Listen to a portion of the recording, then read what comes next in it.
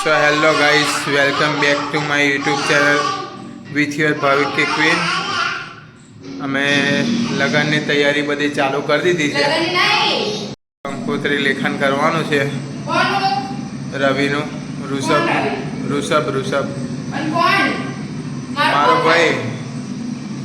મારો ભાઈ લગન છે આવતા મહિને 11 ને 12 મહિનાની 11-12 તારીખ છે અને આ રવિવારે કંકોત્રી લેખન છે. એની બધી તૈયારી ચાલુ થઈ ગઈ છે. આ નકશો અમારો રડે છે.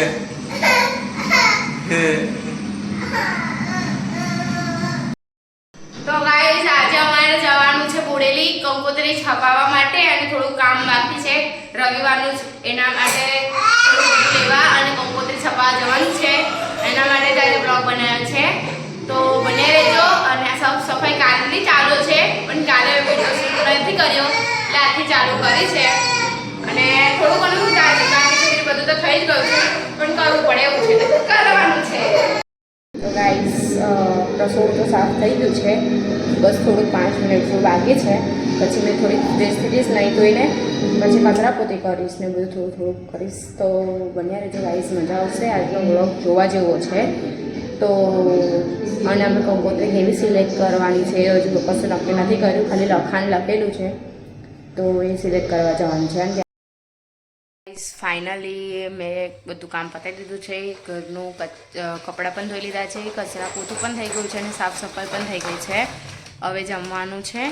પછી અમારે 3 વાગે નીકળવાનું છે બોડેલી જવા.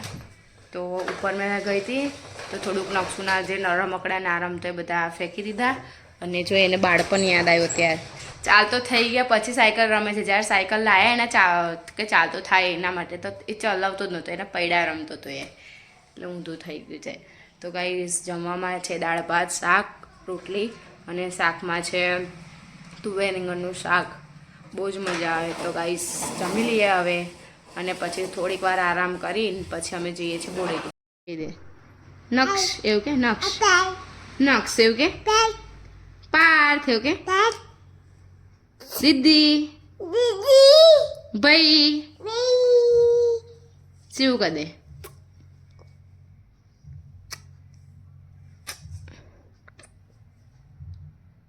એવું કદે એકવાર ઠંડી ઠંડી માટકીમાં મોચિયાની તાળી પીને જઈ કે બાર વેવન જબર મદર આવે. આવું કદે નકશું એવું કદે પપ્પ એવું કહી દે પપ્પ એવું કહી દે.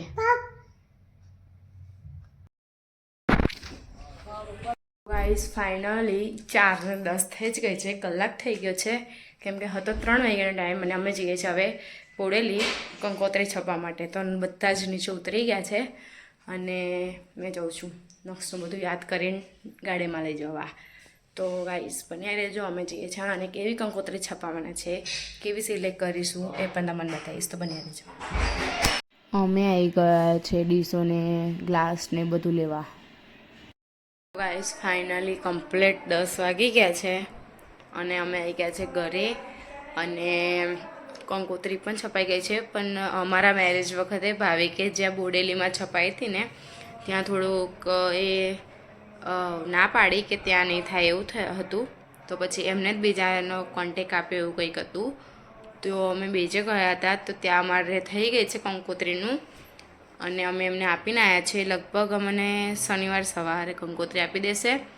પછી અમારે સવારના નાસ્તામાં કંઈક મેનુ બીજું હતું તે કેન્સલ થઈને બીજું રાખવાનું છે એટલે એની ડિસ્કસ થઈ છે એટલે એ નક્કી કરવાનું હતું પણ એ કેન્સલ થયું છે.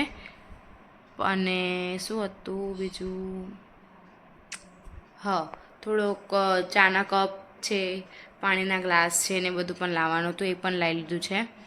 અને જોડે જોડે બોડેલીનું પણ કામ થઈ ગયું છે, અમારે કંકોત્રીનું પણ કામ થઈ ગયું છે, બધા જ કામ થઈ ગયા છે. અને તો ગાઈસ અમારી કંકોત્રી શનિવારે સવારે આવી જશે તો તમને બતાવીશ કે આવી છે અથવા રવિવારે કંકોત્રી લેખનનો વિડીયો આવી જ જવાનો છે, વ્લોગ આવશે. તો 2 દિવસ વ્લોગ નહીં આવે કેમ કે ઘરમાં બધી સાફ સફાઈ કરવાની છે અને દોડધામ છે બધી એટલે. તો ગાઈસ ડેકોરેશનનું ને બધું પણ બાકી છે હતો અને અમે બોડેલી જમીને આવ્યા છે, ઢોસા ખાઈને આવ્યા છે. તો બન્યા રહેજો ગાઈસ. અત્યારે હવે ઢોસા વધારે ખવાઈ ગયા છે ને ચીઝવાળા, એના માટે બહુ જ ઊંઘ આવે છે. તો 10 તો વાગી જ ગયા છે, એમ તો 11 સાડા 11 જેવા ઊંઘે છે. અને આ તો અહીં પણ દાબેલી જ ખાય છે હજુ. શું કરવાનું, તો કાંઈ જ બન્યા રહેજો. આજનો બ્લોગ આટલો જ. તો વિડીયો ગમે તો લાઈક કરજો, ચેનલ પર ના હોય તો સબસ્ક્રાઈબ કરજો. ચલો મળીએ નેક્સ્ટ બીજા બ્લોગમાં. ત્યાં સુધી બધાને મારા જય